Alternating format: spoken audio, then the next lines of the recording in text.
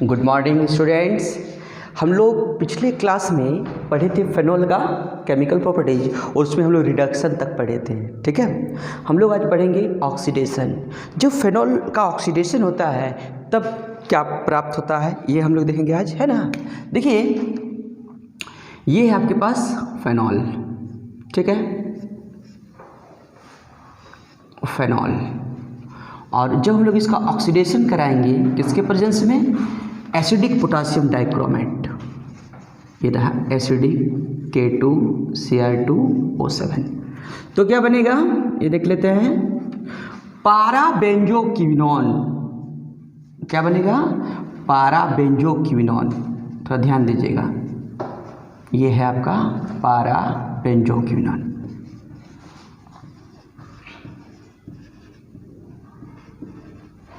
पाराबेंजोक्विनोन। थोड़ा सा इसको थोड़ा समझने के लिए कोशिश कीजिए कि देखिए ये आपके पास है फेनॉल, या बैलेंस करने के लिए दो ठो लगा दीजिए। ये देखिए ये फेनॉल को हम लोग दिखा सकते हैं इस तरह से, ठीक है। अब देखिए सभी में H रहे, H यहाँ पर भी है, हम लोग पारा पोजिशन वाले H को दिखाएं। और यहाँ पर देखिए एक दो ऑक्सीजन में से एक H और फिर एक H और एक ऑक्सीजन मिलकर क्या हो गया, H2O बन के बाहर हो जाएगा, ठीक है। और यहाँ पर जो बॉन्ड आपको दिखाई दे रहा है, ये बॉन्ड जैसे अंदर आएगा डबल बॉन्ड बनेगा, ये बॉन्ड बनते ये बॉन्ड इधर ही घिसक जाएगा और ये बॉन्ड इधर घिसक जाएगा। इस तरह से यहाँ पर आपका क्या बन जाएगा, डबल बॉन्ड। नाम क्या हो गया, पाराबेंजोक्विनोन। लैंग्वेज क्या होगा, फेनॉल को एसिडिक K2Cr2O7 की उपस्थिति में ऑक्सीडेशन कराने पर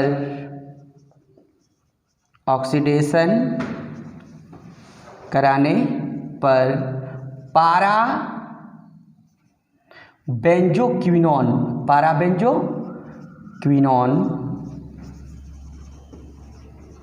बनता है, ठीक है, पाराबेंजोक्विनोन बनेगा, ठीक।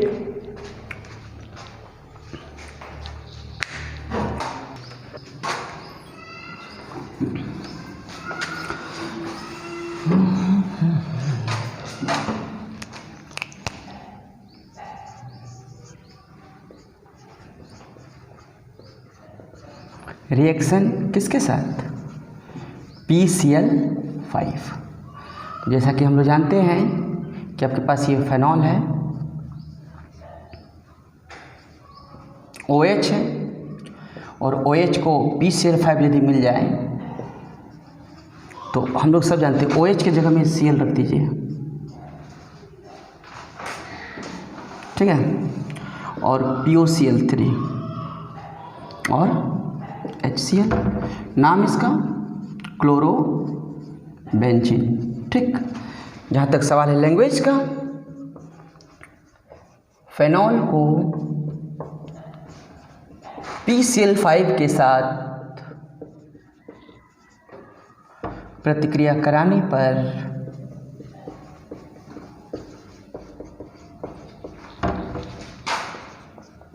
क्लोरोबेंजीन बनता है, क्लोरोबेंजीन बनता है, ठीक है। ये देखिए फेनॉल को PCl5 के साथ प्रतिक्रिया कराएंगे तो क्या बनेगा, क्लोरोबेंजीन, फास्फोरस ऑक्सीक्लोराइड और HCl, ठीक। अब देखिए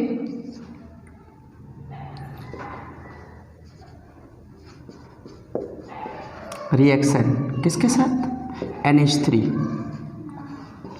अमोनिया के साथ, है ना। तो देखिए फेनॉल को जब अमोनिया के साथ अनहाइड्रस जिंक क्लोराइड की उपस्थिति में हम लोग क्या करेंगे, हीट करेंगे, ठीक है। अनहाइड्रस जिंक क्लोराइड की उपस्थिति में गर्म करेंगे तो ये बनाएगा क्या चीज़, फेनॉल, सॉरी एनिलीन। ये क्या बनाएगा, एनिलीन, और यहाँ से H2O बाहर आ जाएगा, ये देखिए एनिलीन, और ये आपका हो गया क्या चीज़, फेनॉल। तो लैंग्वेज क्या होगा, फेनॉल को NH3 मतलब अमोनिया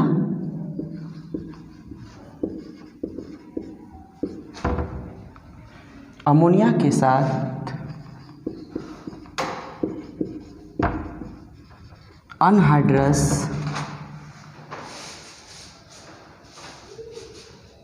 ZnCl2 की उपस्थिति में गर्म करने पर एनिलीन बनता है।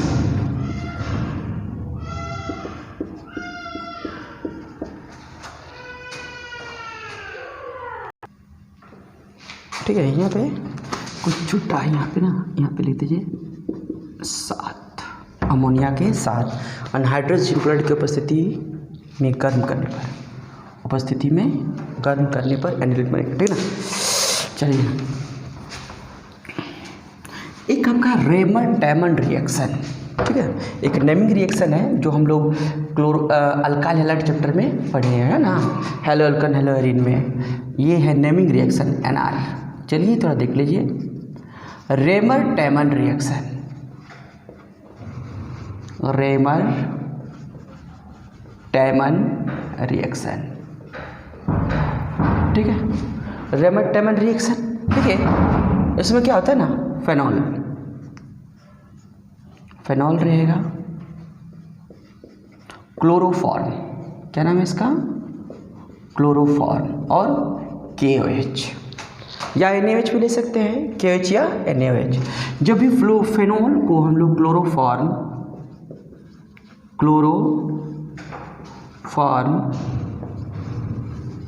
और ये पोटासियम हाइड्रोक्साइड है, आप पोटासियम हाइड्रोक्साइड ले सकते हैं या सोडियम हाइड्रोक्साइड।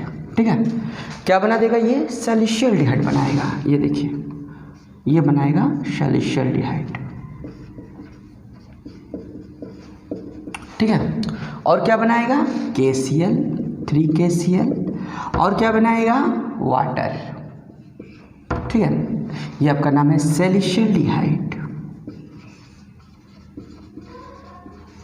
सैलिसियल्डिहाइड। ठीक है, बैलेंस करेंगे, यहाँ पर आपका पोटासियम हाइड्रोक्साइड 3 हो जाएगा और इसके पास तो वाटर हो जाएगा। ठीक है, लेकिन इसका लैंग्वेज लिखने से पहले हम इस रिएक्शन को थोड़ा सा जरूर समझाने का कोशिश करेंगे ताकि बैलेंस भी आपको समझ में आए। देखिए, फेनॉल आपको पता होना चाहिए कि फेनॉल के 5 कॉर्नर में हाइड्रोजन है। मैंने इसके ऑर्थो पोजीशन वाले हाइड्रोजन को दिखाया। ठीक है, क्लोरोफॉर्म, ये देखिए क्लोरोफॉर्म Cl3 हुआ, पोटासियम हाइड्रोक्साइड क्या हुआ है, एक KOH, फिर एक KOH, फिर एक KOH, 3 KOH हुआ। यहाँ से देखिए 3 आपका KCl बाहर हो जाएगा डेफिनेटली। ठीक है, यहाँ से एक काम कीजिए, क्या कीजिएगा कि एक हाइड्रोजन और एक OH को अब बाहर कर दीजिए। ठीक है, एक हाइड्रोजन और एक वाटर बाहर हो गया और 3 KCl बाहर हो गया, है ना। अब ये जो आपका आएगा प्रोडक्ट, देखिए ध्यान से, ये OH है, ये देखिए CH है, CH हुआ, और आपके पास क्या OH बच गया, ये 2 OH, इस 2 OH को दिखा दीजिए। ये अनस्टेबल है। मैंने बताया था कि कोई भी ऑर्गेनिक कंपाउंड हो और उस ऑर्गेनिक कंपाउंड की एक कार्बन एटम में जब 2 या 2 से ज़्यादा हाइड्रोक्सी ग्रुप जुड़ा रहता है तो वो अनस्टेबल होता है। मतलब ये कंपाउंड बनेगा जरूर लेकिन इस रूप में रहेगा नहीं। यहाँ से वाटर बाहर आ जाएगा, ये देखिए यहाँ से OH और यहाँ से एक H बाहर आ जाएगा, तब क्या होगा, जैसे ही H2 बाहर आ जाएगा तब ये एल्डिहाइड फॉर्म में हो जाएगा और इस तरह जो प्रोडक्ट बनेगा उसका नाम क्या हो जाएगा, सैलिसियल्डिहाइड। क्लियर। इसका लैंग्वेज देखिए, फेनॉल को क्लोरोफॉर्म तथा KOH या NaOH भी लिख सकते हैं। यदि NaOH लेते हैं आप तो यहाँ पर KCl के जगह में NaCl बाहर निकल जाएगा, है ना। KOH या NaOH के साथ प्रतिक्रिया कराने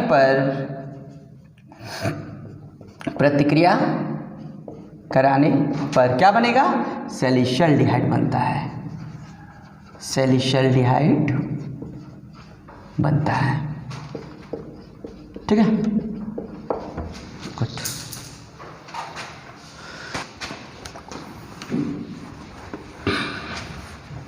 एक और नेमिंग रिएक्शन आपका है, थोड़ा देख लीजिए।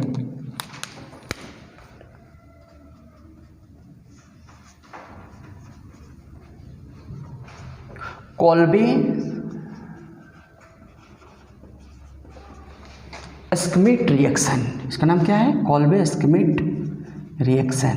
ठीक है, कभी कभी ऐसा रहता है कि कोल्बे रिएक्शन सिर्फ देते हैं, कोल्बे रिएक्शन। ठीक है, कोल्बे स्किमिट रिएक्शन या कोल्बे रिएक्शन दोनों दे सकता है ना। कोल्बे स्किमिट रिएक्शन और यहाँ लिख सकते हैं कोल्बे रिएक्शन, कोल्बे रिएक्शन। ठीक है, ये चूँकि नेमिंग रिएक्शन है इसलिए NR यहाँ लिखना जरूरी है, और जितना भी NR होगा वो सभी क्या होंगे? VIR, वेरी इंपॉर्टेंट रिएक्शन के श्रेणी में होंगे। तो कोल्बे स्किमिट रिएक्शन देखिए, पहले तो इसकी लैंग्वेज के पहले हम इसके रिएक्शन के बारे में, कन्वर्सन जैसा ही है। ठीक है, देखिए सबसे पहला काम क्या करना है? फेनॉल, ये रहा आपके पास फेनॉल। तो फेनॉल को सोडियम के साथ, मैंने जस्ट कहा कन्वर्सन के जैसा, सोडियम के साथ जैसे रिएक्शन कराइएगा ये सोडियम फेनॉक्साइड बनाएगा। ये देखिए सोडियम फेनॉक्साइड या फिनेट बताए होंगे, सोडियम फेनॉक्साइड। और सोडियम फेनॉक्साइड को जब CO2 के साथ, CO2 के साथ तो ये रिएक्शन जो है ये आपका बना देगा सोडियम। अच्छा, ये CO2 के साथ क्या होगा कि इसमें प्रेशर और टेम्परेचर दोनों क्या होना चाहिए? ज़्यादा होना चाहिए। यहाँ लिखेंगे high pressure and high temperature. ठीक है, हाई प्रेशर हाई टेम्परेचर में जैसे ही इसको आप हीट करते हैं ये सोडियम सैलिसाइलेट बनाता है। ये देखिए सोडियम सैलिसाइलेट, सोडियम सैलिसाइलेट। ठीक है, और सोडियम सैलिसाइलेट को जब HCl के साथ रिएक्शन कराइएगा तो ये बना देगा सैलिसाइलिक एसिड। ये देखिए सैलिसाइलिक एसिड, सैलिसाइलिक एसिड। ये है कोल्बे स्किमिट रिएक्शन, ये कोल्बे रिएक्शन। अब लैंग्वेज, ये देखिए फेनॉल को सोडियम के साथ प्रतिक्रिया कराने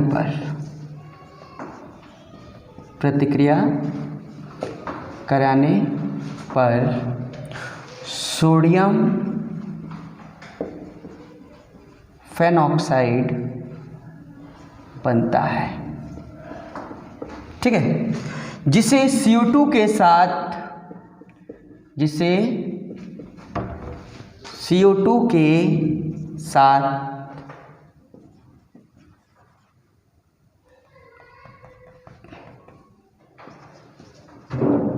उच्च दाब तथा उच्च ताप में गर्म करने पर, उच्च ताप में गर्म करने पर सोडियम सैलिसाइलेट बनता है। सोडियम सैलिसाइलेट बनता है। ठीक है, सोडियम सैलिसाइलेट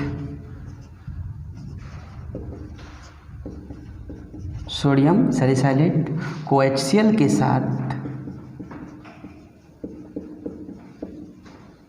साथ प्रतिक्रिया कराने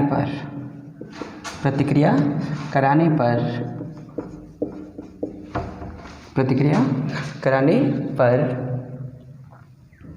सैलिसाइलिक एसिड बनता है। सैलिसाइलिक एसिड बनता है। ठीक है, देखिए कभी कभी क्वेश्चन आपसे पूछा जा सकता है, ठीक है, नोट में हम लिखते रहे इसको, कि फेनॉल से आप एस्पिरिन, ठीक है, फेनॉल से आप एस्पिरिन किस प्रकार या किस प्रकार प्राप्त करेंगे। How will you prepare aspirin from phenol. ठीक है, देखिए ध्यान से, क्वेश्चन क्या है कि फेनॉल से, देखिए फेनॉल से आपको क्या प्राप्त करना है, एस्प्रिन। थोड़ा ध्यान दीजिएगा। तो आपको यहाँ से यहाँ चले आइए, यहाँ से फिर सोडियम सैलिसाइलेट और सोडियम सैलिसाइलेट से सैलिसाइलिक एसिड, और यहाँ पर ये दिखाई दे रहा है आपको फेनॉल, यहाँ पर आपको कुछ नहीं करना है। ये देखिए, ये यही चीज़ आपको लिखना है, यही चीज़। ठीक है, ये जो दिखाई दे रहा है ना आपको, ये आपको यहाँ से स्टार्टिंग है, और यहाँ पे आप आगे चूँकि स्पेस नहीं है तो यहाँ पर आप क्या कीजिए, इसको एसिटाइल क्लोराइड या एसिटिक अनहाइड्राइड, ये देखिए आप एसिटाइल क्लोराइड रख दीजिए या एसिटिक अनहाइड्राइड रख दीजिए, तो ये जो बनेगा वो हो जाएगा एस्प्रिन। ये देखिए, ये रहा O और ये COCH3, इसका नाम क्या है, और यहाँ पर आपका HCl बाहर हो जाएगा। ठीक है, अब दिखाना चाहते हैं दिखाइए, नहीं तो कोई बात नहीं। इसका नाम क्या है, एस्प्रिन। ये देखिए, तो फेनॉल से एस्प्रिन, तो फेनॉल को सोडियम से प्रति रिएक्शन करवा दिए। तो जब आपको इंडिविजुअल क्वेश्चन पूछेगा, यदि बोलेगा फेनॉल से आप कैसे बनाएंगे, तो आपको ये पूरा रिएक्शन दिखाना पड़ेगा। ये देखिए, ऐसा नहीं कि सिर्फ इसको दिखाएं, ऐसा नहीं है। ठीक है, आज यदि आपको कॉल्वे रिएक्शन पूछेगा तो सिर्फ इतना ही तक देना है, इतना ही तक लिखिएगा। ठीक है, चलिए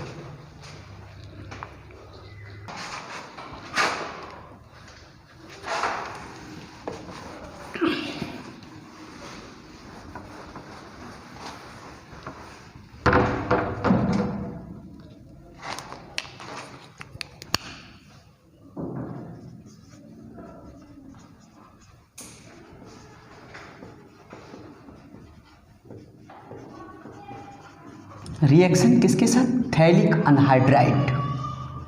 समझे, किसके साथ रिएक्शन कराएंगे, थैलिक अनहाइड्राइड। थैलिक अनहाइड्राइड, देखिए ध्यान से, थैलिक अनहाइड्राइड के लिए हम लोग क्या यूज़ करने वाले, फेनॉल।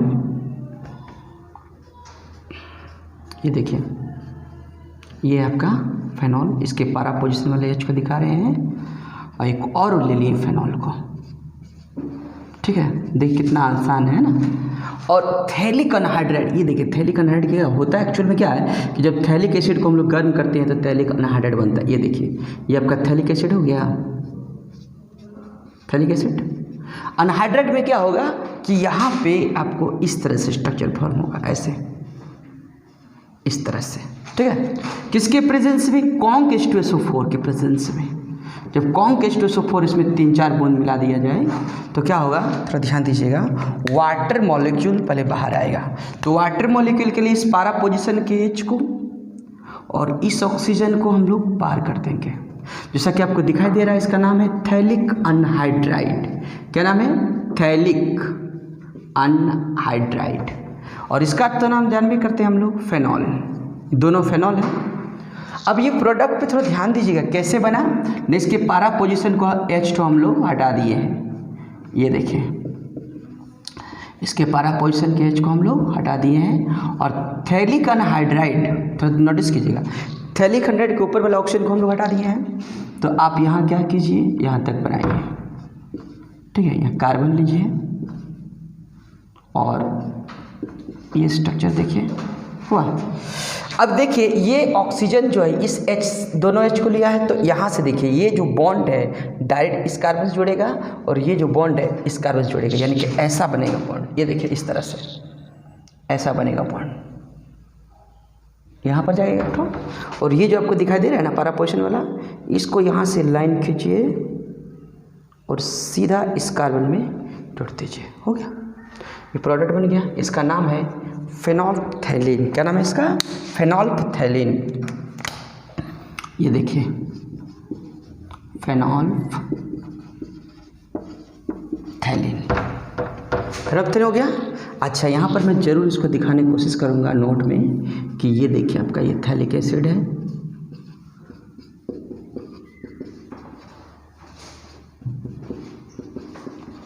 और जब आप इसको हीट करते हैं तो आपका ये बन जाता है थैलिक अनहाइड्राइड। ठीक है,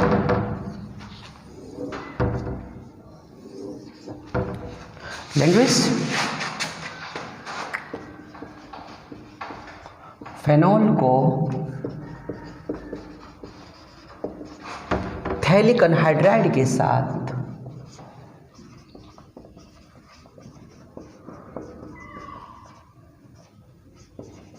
कॉन्क H2SO4 की उपस्थिति में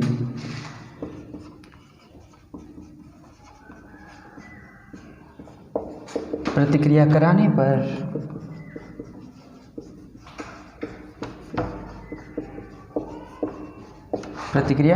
पर फेनोप्थेलिन बनता है।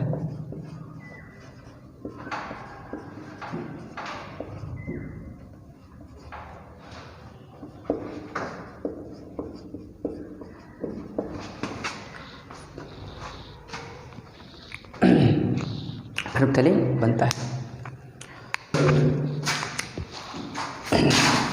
देखिए एक है कपलिंग रिएक्शन 13 नंबर है ना, लेकिन इसको हम लोग पढ़ेंगे 13 नंबर। कपलिंग रिएक्शन जो है हम लोग बेंजीन डाइजोनियम क्लोराइड, यानी कि जब एमीन चैप्टर पढ़ेंगे तो उसमें ऑलरेडी पढ़ना है, तो बेंजीन डाइजोनियम क्लोराइड में जब पढ़ेंगे तो अभी पढ़ने का कोई ज़रूरत नहीं है, ठीक है। ऐसे में बता दो कपलिंग रिएक्शन होता क्या है कि कोई भी जब बेंजीन डाइजोनियम क्लोराइड कोई भी एरोमेटिक कंपाउंड जैसे फेनॉल हो गया, एनिलीन हो गया, रिएक्शन करके एजो कंपाउंड बनाता है। क्या बनाता है? Azo compound. ऐसी प्रतिक्रिया को कपलिंग रिएक्शन कहते हैं, युग्मन अभिक्रिया। हिंदी से क्या बोलते हैं इसको? युग्मन अभिक्रिया। तो इसको हम लोग कैसे पढ़ेंगे? बेंजीन डाइजोनियम क्लोराइड में। अब रही बात यूजेस, फेनॉल का उपयोग। फेनॉल का उपयोग हम लोग कहाँ कहाँ करते हैं? आगे हम लोग एक चैप्टर है पॉलीमर, जैसे बेकेलाइट होता है, तो फेनॉल का उपयोग करते हैं हम लोग बेकेलाइट बनाने में। बेकेलाइट, जैसे बेकेलाइट का यूज किया जाता है, देखिएगा बिजली का इलेक्ट्रिक स्विच, प्लग, ये सब बनाने में करते हैं हम लोग, है ना। फेनॉल का यूज होगा। फेनॉल का यूज आप यूज कर सकते हैं डिसइंफेक्टेंट के रूप में भी और एंटीसेप्टिक के रूप में भी। इसको भी हम लोग पढ़ेंगे chemistry in everyday life chapter में, ठीक है। ठीक, और भी फेनॉल का बहुत सारे यूज़ हैं, है ना। तो अगले क्लास में हम लोग पढ़ेंगे किसको? ईथर को। अगले क्लास में क्या पढ़ेंगे? ईथर, ठीक है।